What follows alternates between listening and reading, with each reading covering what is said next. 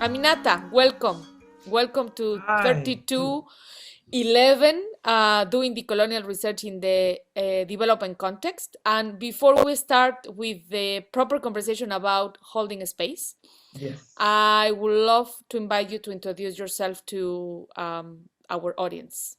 Okay. Well, first of all, thank you for having me. I'm very excited to be part of this course. My name is Aminata Cairo. Usually, when I introduce myself, I always start with I'm a mother, I'm a daughter, I'm a sister, an anthropologist, psychologist, dancer. Um, and I focus, I'm a former lecturer of inclusive education, and now I work for myself. Um, Yeah, and I'm of African descent, used to be Dutch national, now I'm an American citizen, a little bit of all of that. Yeah.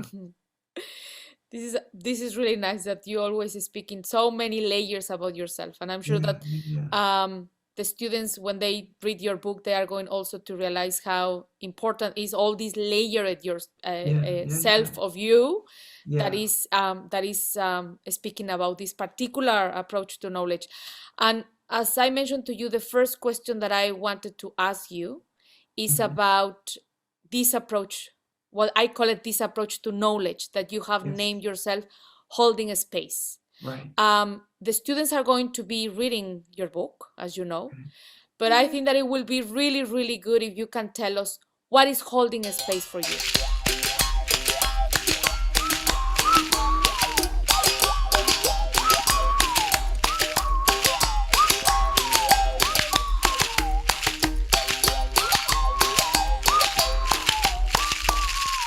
Um, so holding space, to me, it's about how do we hold the space for each other and the richness of stories that we have within that space.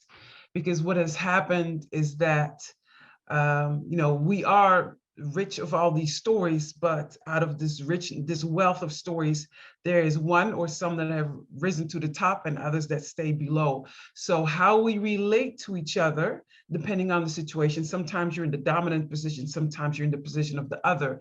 And with the other meaning that your story is silenced, that your story is limited, that your story is overlooked. So holding space. So how do we hold the space and make all those stories valid, make that there is room for those spaces, those stories. And also, and then within that space, when you have your story, that it has a right to be, but at the same time you also do not have a right to validate, to violate somebody else. That's a different word. That you don't have the right to violate somebody else's story, because what you see now a lot in terms of polarization, everybody is free to yell whatever in the name of free speech. Free speech and hate speech are two different things, so yes, my story is here, but I still have to be considerate of these other stories, and and so even the hatefulness or the pain comes from somewhere. There's a story behind that. But if I cannot hear that story, then we are still losing out. So holding space, it's not just about holding your space, but it requires some work as far as listening, as far as understanding, as far as being open, as far as being forgiven, not jumping to conclusion, not jumping to judge. So it requires a lot of mental, emotional work to say, I'm going to be here, I'm going to hold this space, and you can be here. And I'm going to value you as a human being. I don't necessarily have to agree, but I have to see you, I have to hear you, I have to be with you, I have to witness, and then we take it from there so that we can relate to each other in a certain way as opposed to this. Let me ask you something about the way you approach holding a space. Mhm. Is this a process then, more than just an approach to listening to stories? Because the way I see, the way I hear what you are saying is that is not only how you um, get to know the other, but there is a lot of emphasis on the process, not just Yes. about. Mhm. Yes, there's a lot of emphasis on the process and the work that it entails, because my starting point is that we are all related. My starting point is that this is about us. And it's very nice to be able to cut loose those that I don't like or those that I don't Yeah. agree with, but I'm connected to them too. And so when I cut them off, then I also cut off part of myself. So, oh, how do I deal with those people anyway? How do I leave them in their value and stay connected anyway? And at the same time, not allow them to violate me. I can be connected to you, but keep your distance. But I'm still going to treat you as a human being, as opposed to, oh, you're this, you're that, you're whatever. So, so that takes a lot of work. But in the end, at least my experience, it makes me a better person. And I'm really honest about that in the book too. Part of my personality is I can cut you off real easy. Like, I have no use for you. Later with you, done, be gone. But now I was like, oh, you know, the fact that I feel something negative about you, that says something about me. I have to do something with that feeling that is here to teach me something. And I work with that, because even because I still need to leave you in your value, you know, and again, it might be at a distance, but you do your thing and go through your process and you do your journey over there, without it me taking away from the person that I want to be in this world and how I want to relate to other people. And let me explain it this way. If I have a negative interaction with somebody and my reaction is like, ugh, can't stand this person, and now I have to turn around and be nice to somebody else, you think that's not going to affect me, how I deal with that next person? So I want to be able to be open and loving to whomever I meet. So that means I need to deal and process and give that a space and let that go, so I can be open and honest and loving to the next person. If you're like, yeah, well, you're whatever, and then I move on, that residue is going to affect me, is going to affect the next relationship that I engage. So I'm constantly in this, because this has now entered my spell. I have to hold the space for that. I have to deal with that, learn from it, process it. Okay. And then I can move on, you know? And so that's what I try to do. That is really very interesting. In a way, you have also answered part of the second question that I have for you, but Hmm. we will go back into that question just in a second. Sure.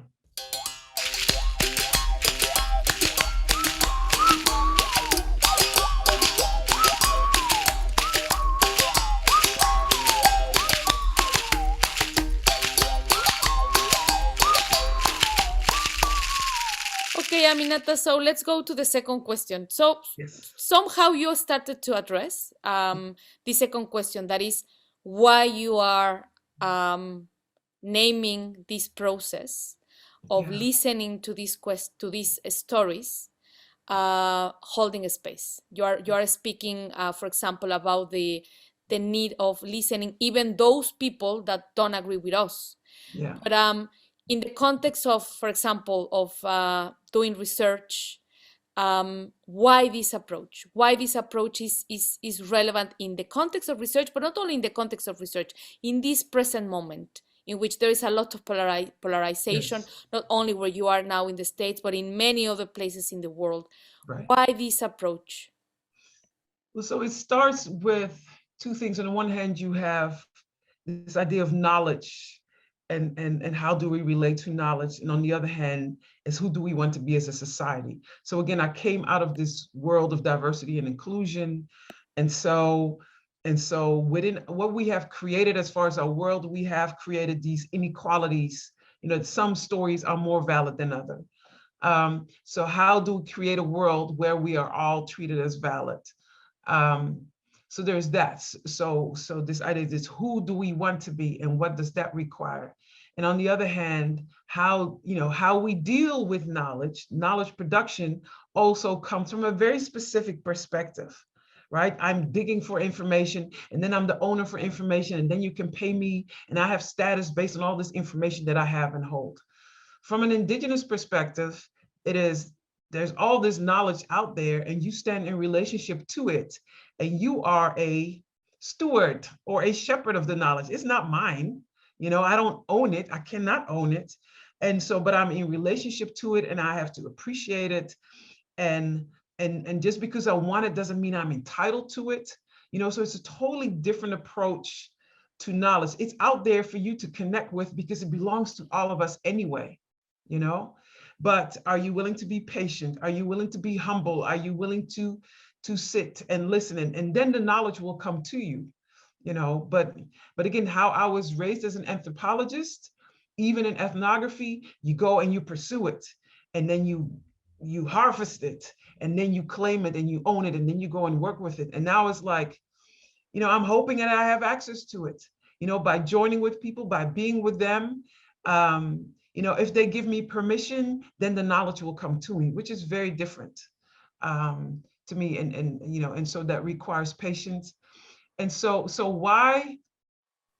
Because we are at a point that what we do know is that what we've been doing as far as how we're relating to is not working. When Mhm. you look at the polarization, when you look at the suffering, when you look at the increasing between the haves and the have-nots, what we are doing is not working. And so what came to and so in doing that work, every time like, didn't feel right. That doesn't feel right. And then so it kind of came to me, this knowledge came to me, you know, as far as for me, this is what makes sense, you know? Aminata, I really like what you said about not owning the stories or the knowledge. Yeah. And when you speak about in the book, but also I have seen you in your work about holding, it's Yeah. like if momentarily you are touching and connecting with this knowledge and these stories that you manage to be listening to. Right. Um, for me, the holding space is also, let's say, calling us into thinking that the relationship that we have with what we are supposed to know, sorry, is a different relationship of that of ownership. Yeah. I like the question or the point that you raised about stewardship, and I also pick up that you are relating this to an indigenous paradigm or an indigenous Mhm. perspective on relation, Right. knowledge, and story. Um, do you think that, for example, this holding a space, what you are doing, is not only relevant for the present moment, but do you think that is something that everybody can learn, everybody can come to understand that this is relevant for the crisis, the moment in which we are? What do you think about that? Everybody can do holding a space, let's put it in those I terms. would hope so. And that's why I wrote the book. Okay. Definitely because it is not something foreign or something new. The things I talk about, you know, is what you're born with. It's about, do you listen? How do you speak? Do you pay attention? Do you listen to your body? It's you know, it's not like something very deep. It's you know, it's about, you know, our humanness and our humanity and those things that make us human, and that we have learned to bypass, or that we have learned to suppress because we have to be tough or we have to be smart, you know, and to be vulnerable, to be humble, to be caring. I mean, you know, it's just the basic elements, but to pay attention to that. But again, especially in our pursuit of intellectual prowess, those things we delegate to less than, oh, you're too emotional, you know, so suppress that. You know, if you want to be smart, if you want to be seen, if you want to be acknowledged. But I'm just going to sit here and be with you, you know, and which is very different. You know, my time is very limited. I need to get this information. And I was like, no, I'm going to sit here and be with you. And we're going to drink some tea and have a good time. And I'm going to come back and come back and come back.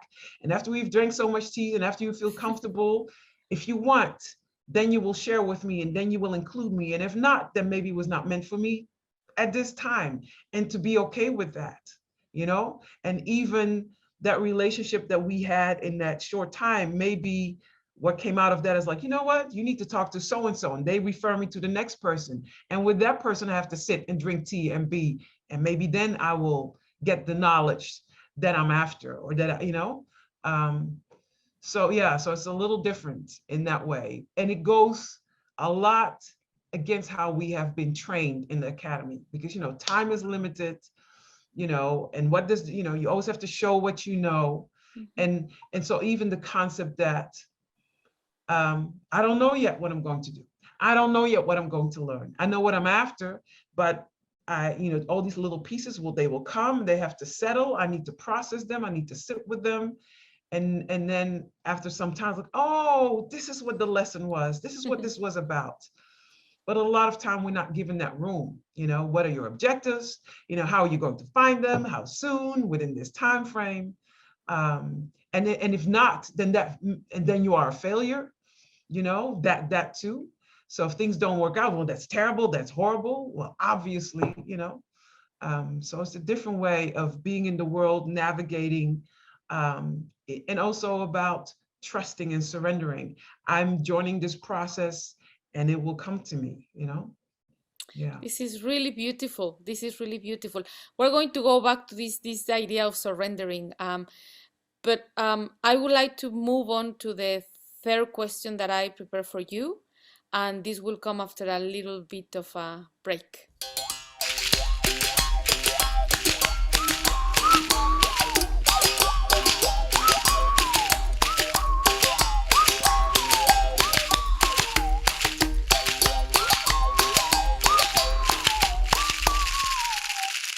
Okay, Aminata, we're going to the third question. And the third question is something that I'm very interested that you share, because I know that you can share so many important experiences. And it's the question of what are actually the research projects that you have conducted with this approach to knowledge through this process, that now after listening to you is a process that is not just about creating new knowledge. It's not just about collecting particular findings. It's practically a process that changes who you are in position to society, in position to the people you are relating yourself to know something, perhaps not new, but something that you didn't know before.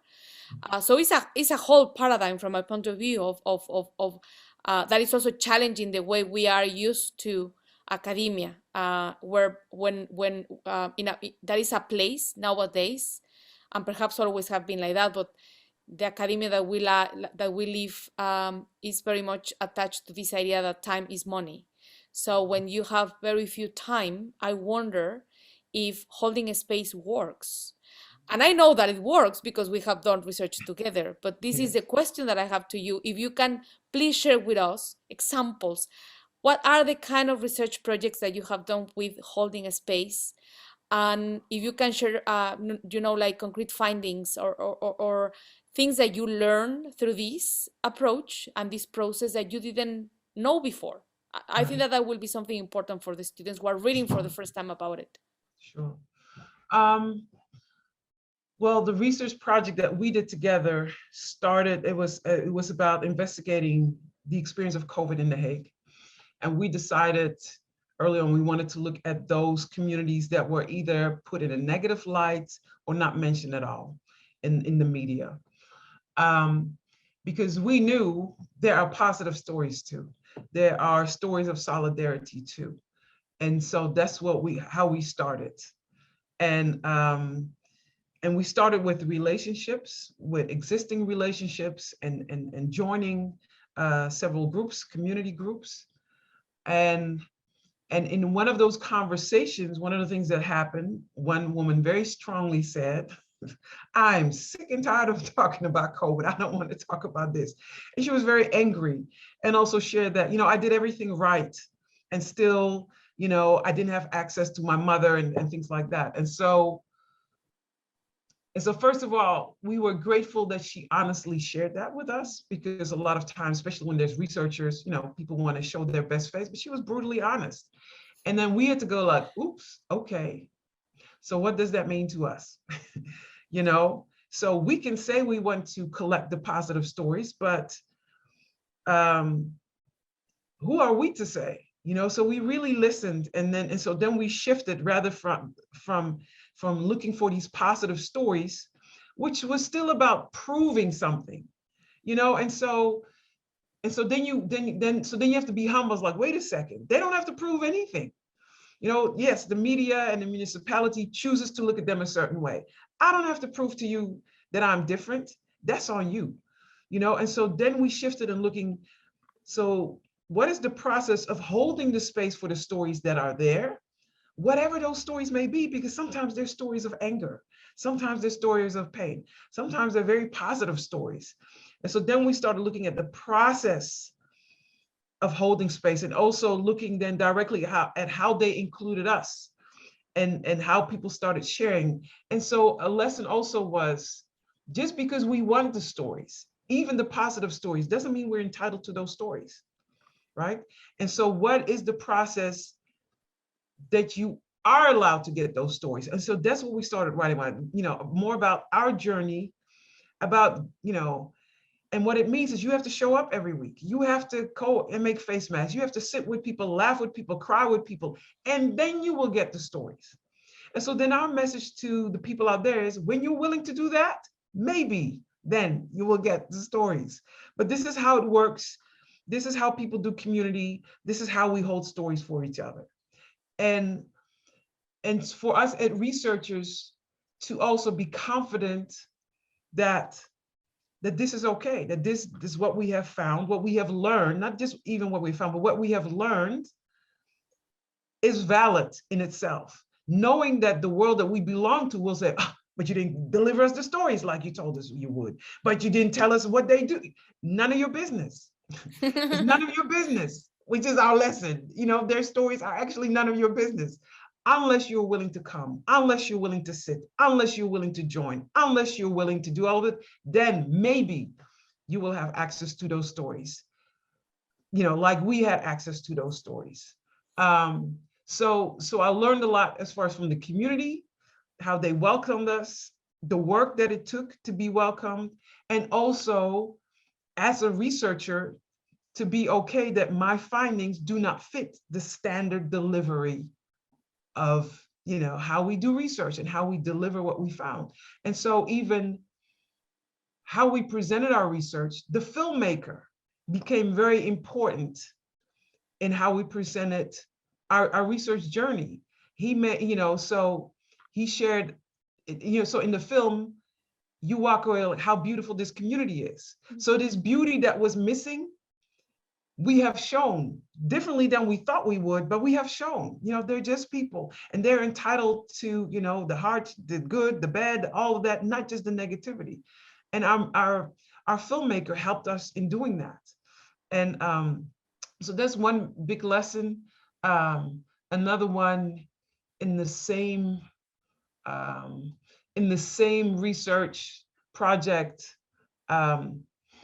was when we were at the women's meeting, and this young woman sang beautifully, and we had already planned that we were going to organize a gathering. And when we saw her sing, like, oh, it would be great if she could open up by singing. And so we talked to the director, we'd love for her to sing to open our gathering, and we would like to pay her.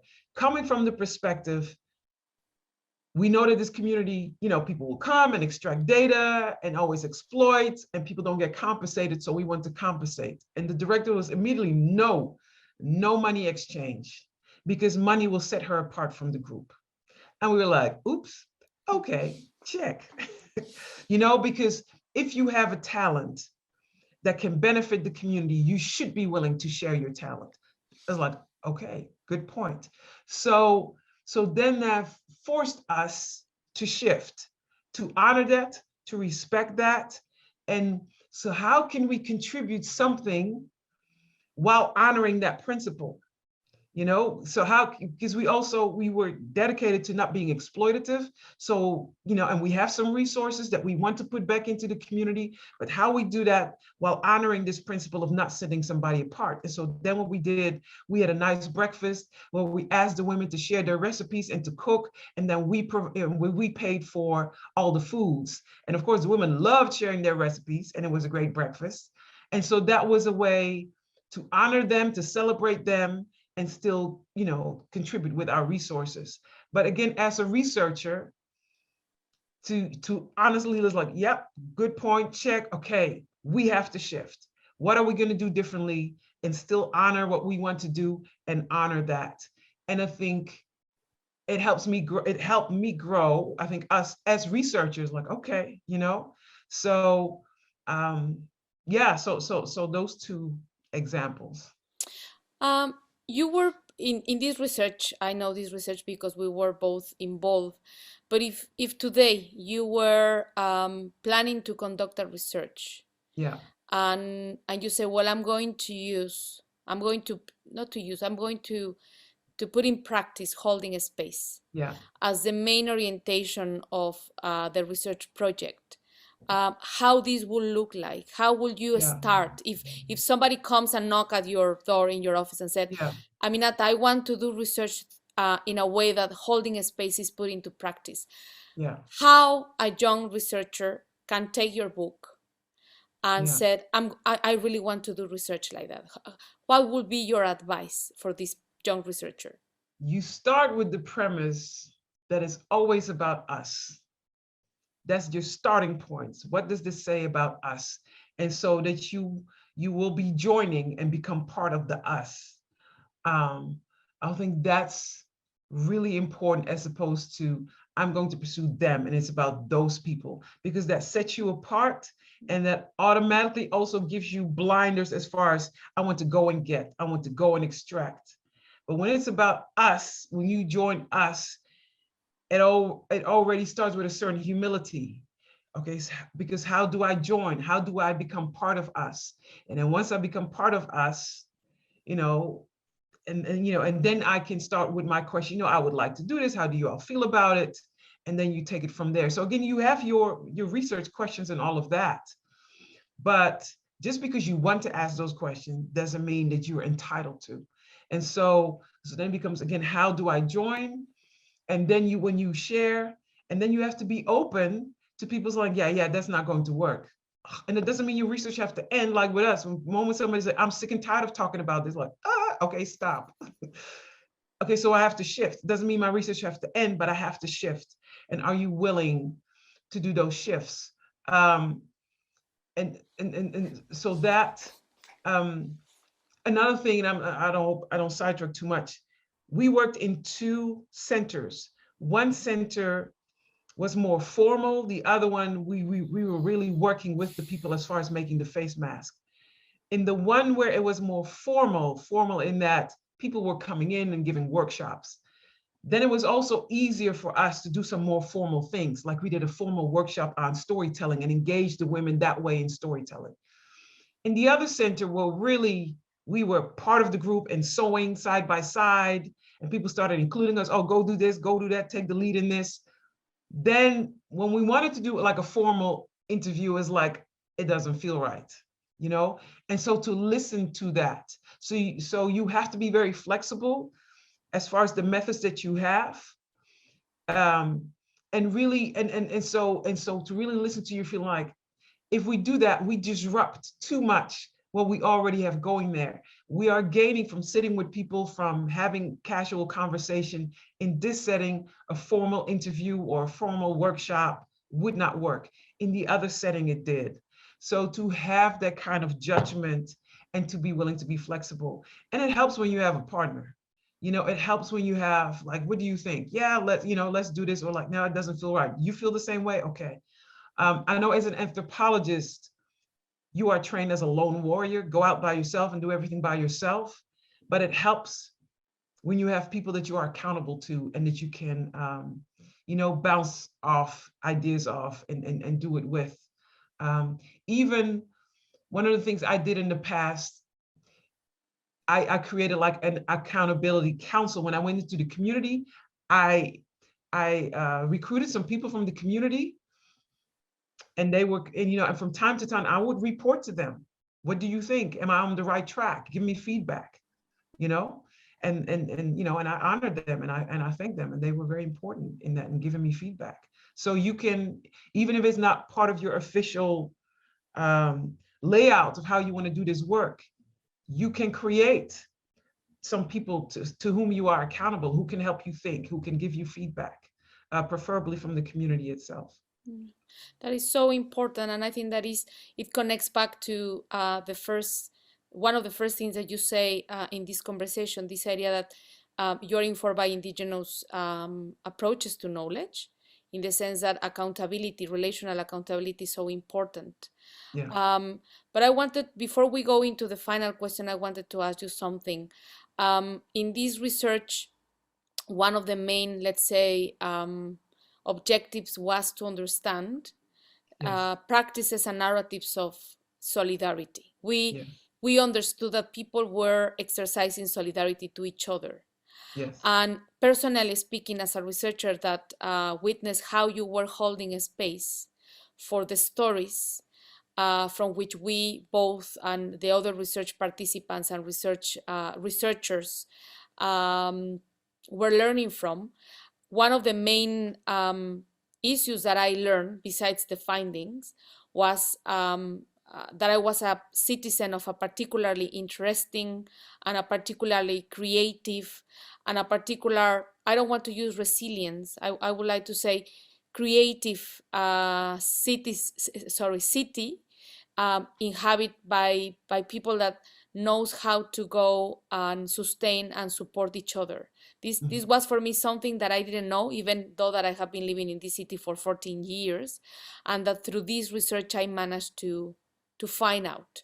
So on top of what I wanted to learn, I learned about this. Mhm. Now my question to you is, what did you learn that you didn't know before when you came came out from this research, which we haven't came out, it's still ongoing, but Yeah. what did you learn? What did you take with you, like saying, holding a space, this is what I learned about the city of The Hague and the citizens of The Hague? Ooh, the strength and the joy uh, and the kindness, in particular in those communities that are always put in a negative light, and how we look forward to being there with them.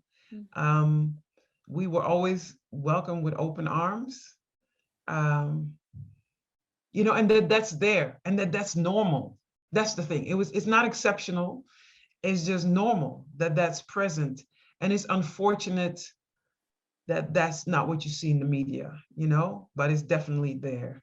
And so we knew that because that was our suspicion, and that's what we wanted to find, and it was definitely confirmed. That's one major finding. And the other major finding for me was about the research itself and the research team. I've never worked with a team like this before. um, it was the best experience ever, um, where you had people from very different perspectives, um, but we held the space for each other, and so this whole idea of doing research to learn and to be transformed. So we transformed the story of The Hague, but we also transformed ourselves personally. I was so enriched by doing the work and by working with this team.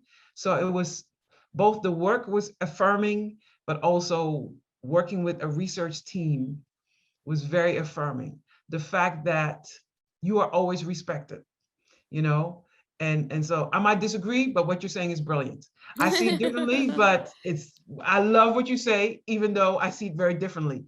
That so you don't have to fight and defend and justify, which is what I'm used to.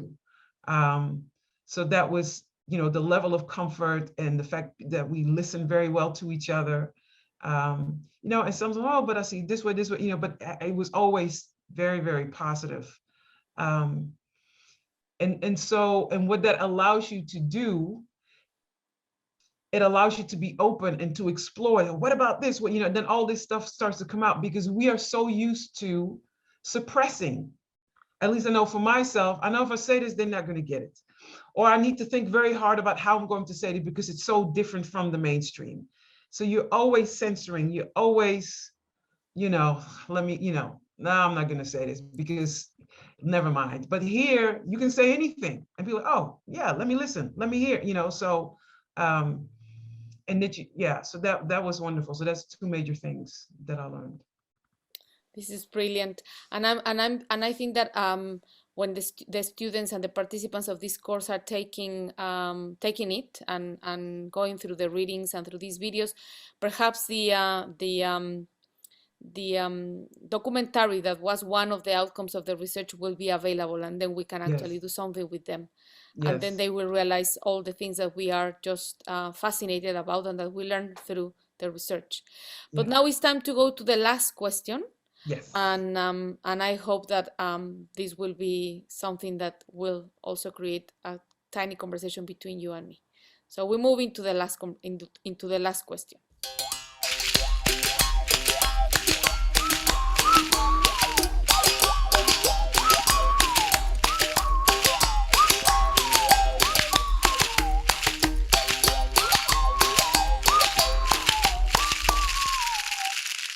Aminata, we're going into the last question about holding a space. And this last question is about the challenges, because we hear about that it takes time, because Yeah. it's a process. It's not just an approach to create knowledge with others or to find things that we didn't know before, that perhaps we have an intuition that they exist. Like, for example, in the research on the city of The Hague, we have the intuition that we didn't know we didn't know all the stories that were taking place in relation to solidarity under COVID in a city that is very, very diverse and with lots of inequalities of different sorts.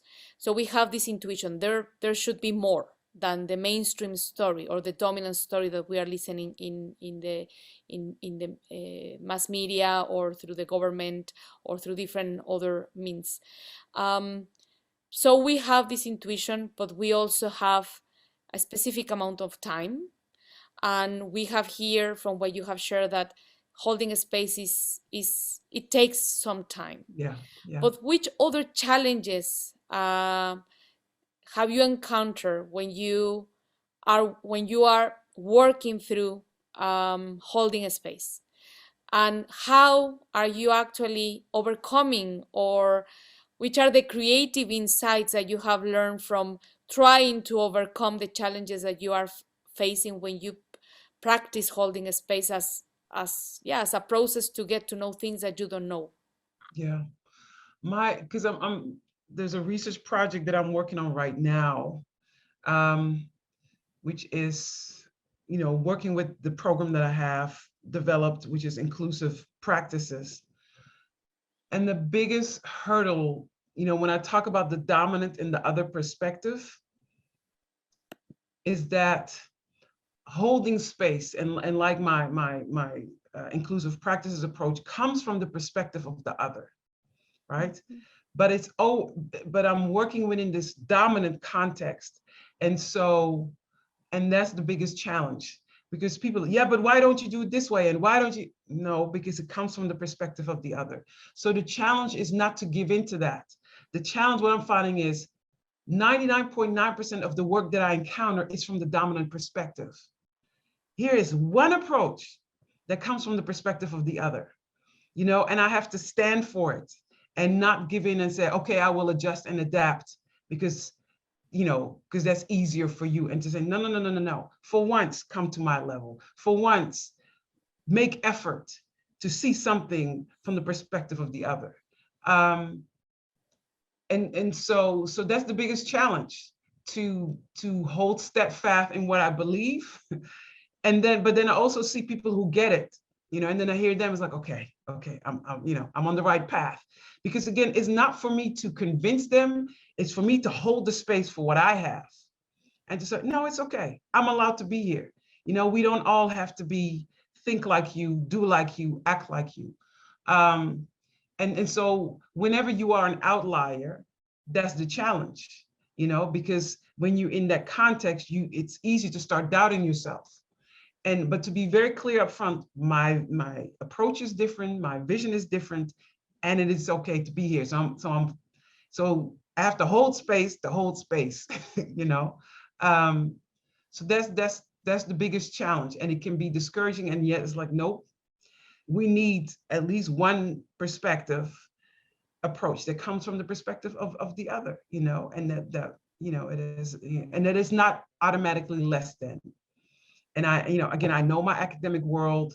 I know that that's automatically it's not evidence-based, it's not whatever, it's not in my language, it's not, I know, but I'm still here and it works. And so that's what you have to hold on to. I don't know if I answered all of your Yes, questions. of course. It not Okay. all my questions. I have many questions, but it answers something that is very important because, as you said, we are so used to the mainstream Yeah. approaches to generating knowledge. Even Yeah. critical methods or critical Yeah. approaches to knowledge, for example, require that we convince people about the validity of the findings Yes. or that we prove how systematic the knowledge that we are reporting can be in the context of dominant institutions, Yeah. dominant paradigms, even critical paradigms that require Yeah. us to prove, as you say, prove ourselves or Yeah. prove what we have learned. So it makes perfect sense, and it actually connects back to some of the literature that we're going to be reading. One of the authors that we're going to be reading is Bagele Chilisa, who is actually mentioning how important is precisely what you are saying.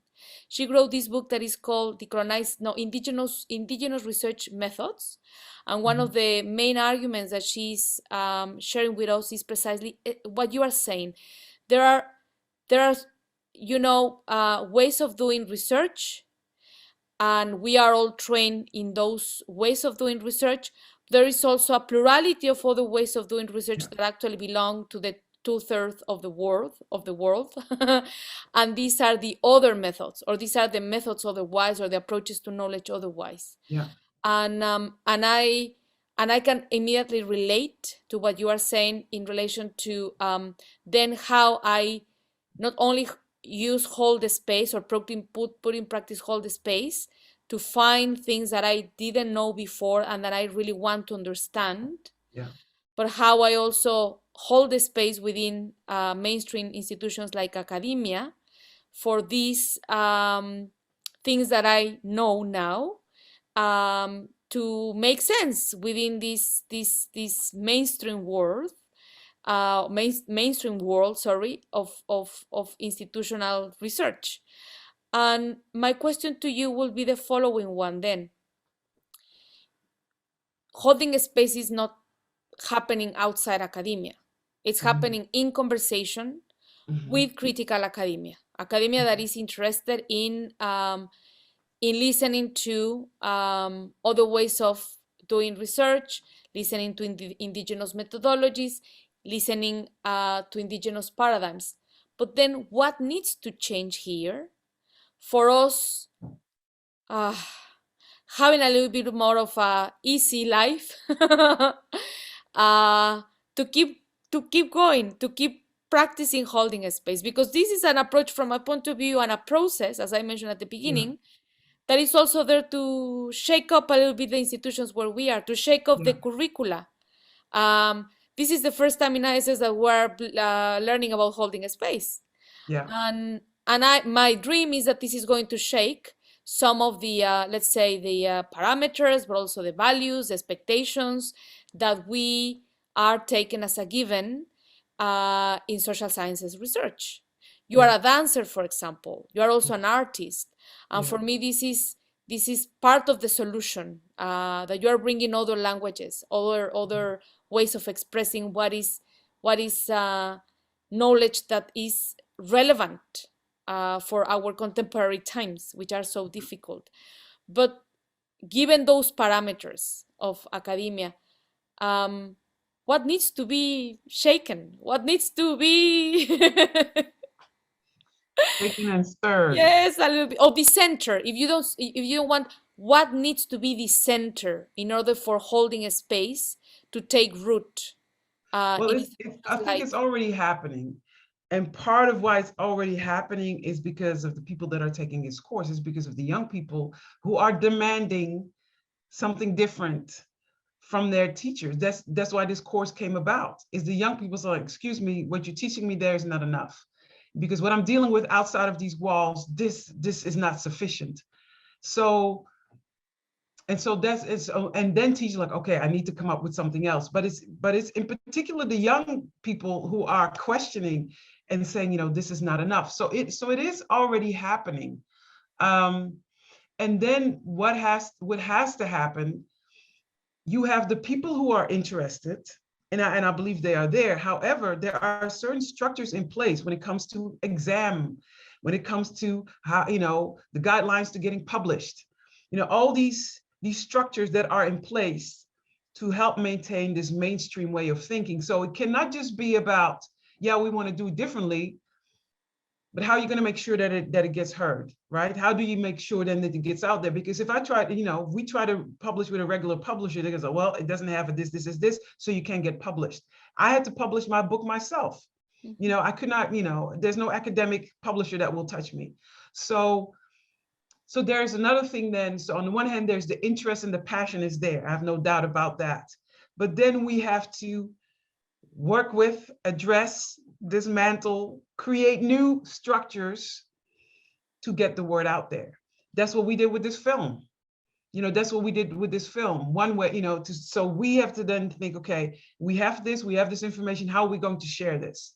What is the best way to reach people? Um, and there might be some doors in the traditional ways. Do we have to kick those open wider, or again, or do we have to, come up with some new avenues? And also, again, I look at my young people. A lot of times they have the energy, they have the creativity, they have the passion. Help us think, how can we get things out there? I just did work with the diversity team at the university, and we had the student voice that did research projects. And yeah, they wrote a traditional research report. And then we said, but that's not enough. How do we make sure that your work gets out there and gets people to think and talk? That's the goal. Not just there's a nice report for those who want to dig it up.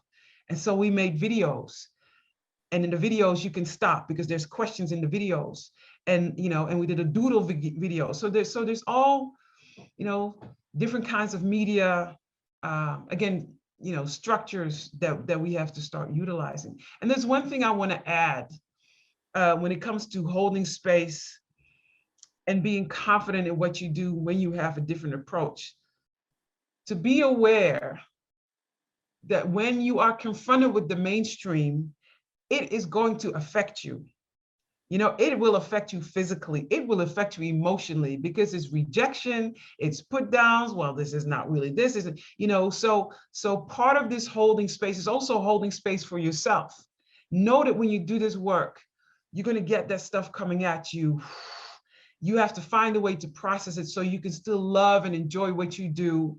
And okay, maybe this is not your way, but I will find a different way. And that's an essential part of it. So you have to work with yourself and have your allies. And who's going to help me? On whose shoulder can I cry and then go for it again? And that's all part of the work that I do. I always say, when you see me, it's not just me. I have you, I have people behind me, I have people that are, Lily, let me tell, that's all part of it. That's part of this work. So it's hard work, but it's worthwhile. And in the end, you have to believe in it and love what you do. I love what I do. It's not easy, but I love it. And but all that is part of it. And you keep finding new avenues and new ways, and the right people will show up. That was brilliant.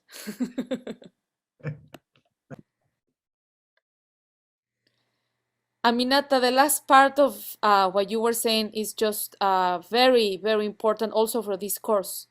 Not only for anybody, because I'm sure that many people will be interested in trying holding a space, but also for this course, because one of the key elements of this course is that participants are going to be learning how to articulate their own positionality in relation Mhm. to the research process that they want to initiate here as Right.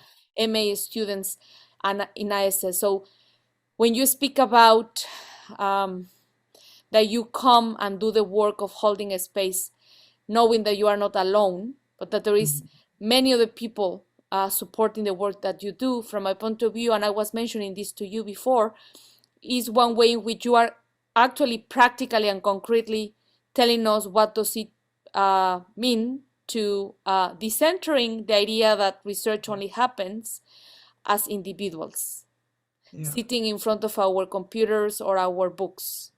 And something that I really value very much of holding a space as an approach and a process to knowledge cultivation and generation is precisely that it takes us away from this individualistic mood that academia is supposed to be. Of course, there are moments in which you need to be with your own thinking and reflecting, but I think that something that marvels me from holding a space is that you create the possibility for people that rarely are able to speak because they don't feel confident or because they haven't found their own voice within academia to actually start to practice that.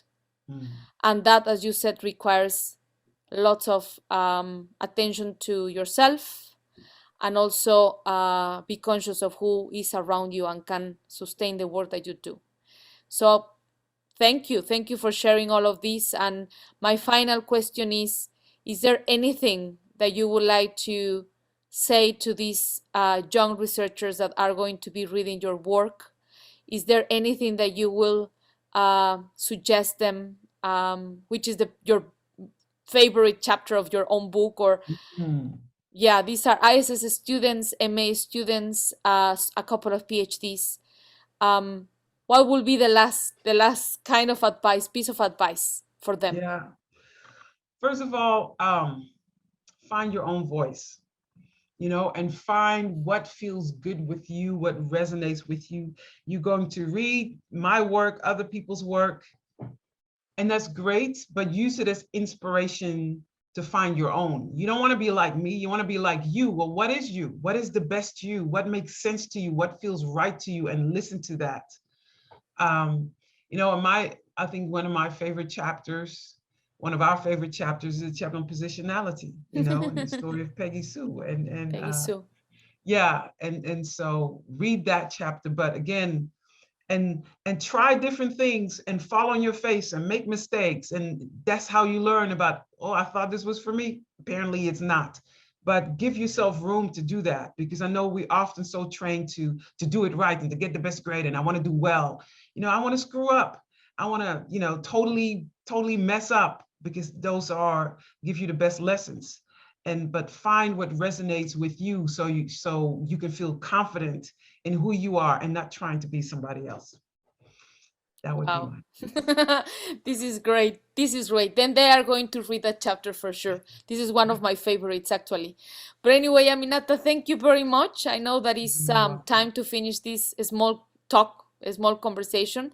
And yeah, I hope that you will be able to join us when the workshop takes place in The Yes, I Hague hope so too. in a couple of months. And I hope that everything will be open for us to be together and see you doing holding a space, because I think that is also something really important for everybody to watch and listen from you in Okay. person. But anyway, thank you very much, Aminata. Take care and hope to talk to you soon. Bye. Gracias, Cruella.